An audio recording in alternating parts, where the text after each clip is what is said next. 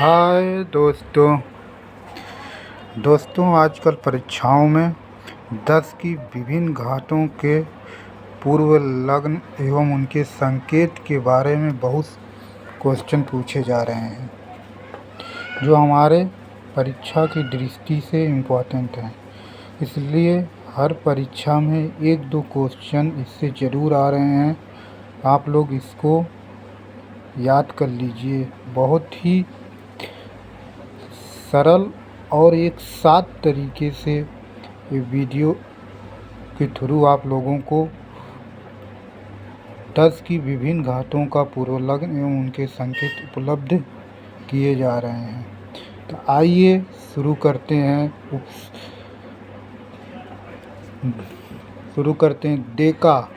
डेका जिसका संकेत होता है दिए, इसे 10 की घाते 1 के रूप में व्यक्त किया जाता है।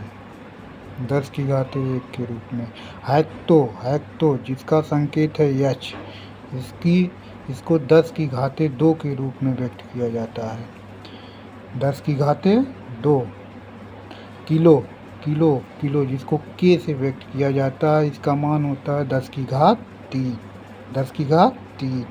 मेगा जिसको यम से व्यक्त किया जाता है, इसका मान है 10 की घात 6। याद रखना दोस्तों, मेगा 10 की घात 6। गीगा जिसको जी से व्यक्त किया जाता है, इसका मान है 10 की घाते 9। 10 की घाते 9। टेरा जिसको टी से व्यक्त किया जाता है, इसका मान है 10 की घात 12, जो बहुत ही इम्पोर्टेंट है। टेरा बहुत पूछा जाता है, इसको याद रखना। 10 की घात 12। तेरह मतलब 13 1 कम 12, यानी कि 10 की घात 12। इस तरह से आप याद रख सकते हैं। पेटा जिसको 10 की घात 15 के रूप में व्यक्त किया जाता है। पेटा 5 से 15 पेटा 5 से 15 हो जाएगा।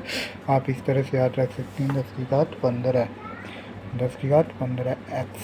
एक्सा जिसको ई से व्यक्त किया जाता है, इसको 10 की घात 18 कह सकते हैं। 10 की घात 18 कह सकते हैं। तो ये बड़ा वाला मात्रक हो गया। आइए छोटा वाला मात्रक देख सकते हैं।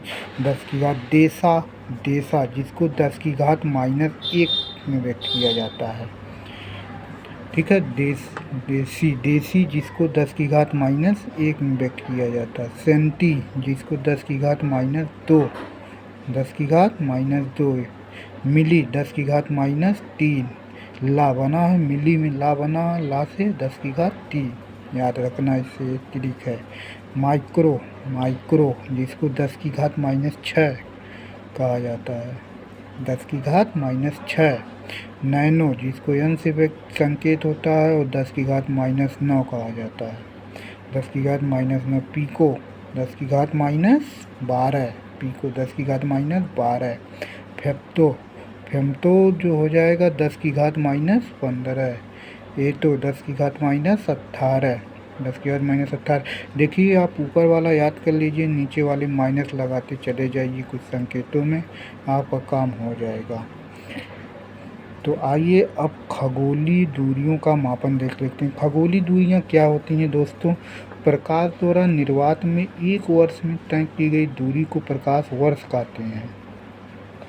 ठीक है। तो प्रकाश वर्ष आप जानते ही हैं कि 1 वर्ष में जितनी दूरियां तय की जाती है उसी को हम प्रकाश वर्ष कहते हैं। आप सरल भाषा में याद रखिए कि 1 वर्ष में जितनी दूरियां तय की जाती हैं उसी को प्रकाश वर्ष कहते हैं। तो प्रकाश वर्ष बराबर होता है 9.467 × 10 की घात 15 मीटर। 9.467 × 10 की घात 15 मीटर। याद रखना, ये परीक्षा में बहुत पूछा जाता है, बहुत इम्पोर्टेंट है। एक प्रकाश वर्ष बराबर 9.467 × 10 की घात 15 मीटर।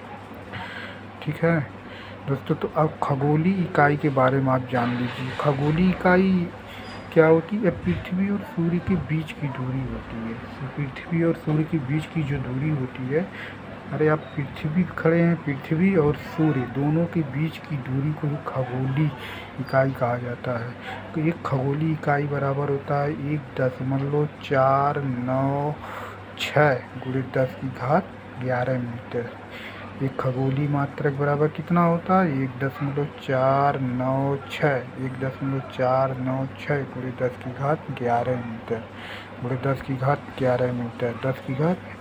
आइए अब पारसेक के बारे में जान लेते हैं। पारसेक का बहुत ही इम्पोर्टेंट है रेलवे में। पारसेक हमको लगता है कि ग्रुप डी और एनटीपीसी की हर शिफ्ट में पारसेक से क्वेश्चन बना है। 1-2 क्वेश्चन तो मिलता रहा है और 1-2 क्वेश्चन में तो पारसेक से 2 ही क्वेश्चन पूछता है।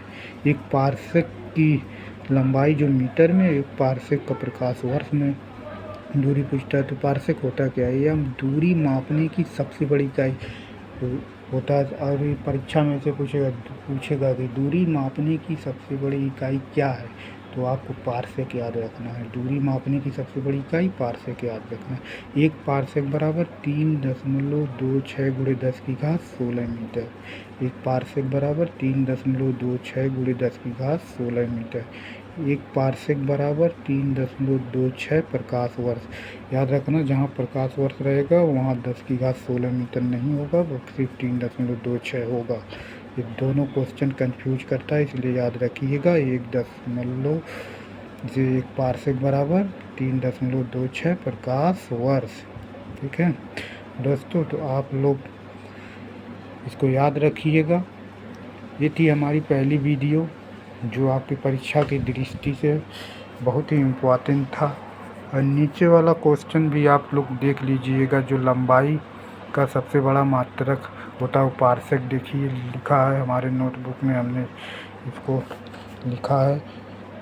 तो आइए कुछ इसमें इम्पोर्टेंट जो छाते हैं इसको आप लोग देख लीजिए, बहुत ही जो आपके दैनिक जीवन में भी काम आएगा। और एक चीज़ें जो है बहुत से लोग पूछ लेते हैं, तो आप इसको याद रखिए। 1 गज बराबर 3 फीट, सॉरी 1 गज बराबर 3 फीट। एक चैन बराबर 22 गज। 1 मील बराबर 8 फर्लांग। एक ये इम्पोर्टेंट है, एक समुद्री मील जो आपसे पूछ सकता है 1.852 किलोमीटर होता है। एक समुद्री मील बराबर 1.852 किलोमीटर होता है। 1.852 किलोमीटर होता है, याद रखना। एक फायदम बराबर भी पूछता है 1 फीट होता है। एक फायदम बराबर 1 फीट होता है। एक फायदम बराबर 1 फीट होता है। 1 फीट बराबर 12 इंच, ये तो आपको पता ही होगा।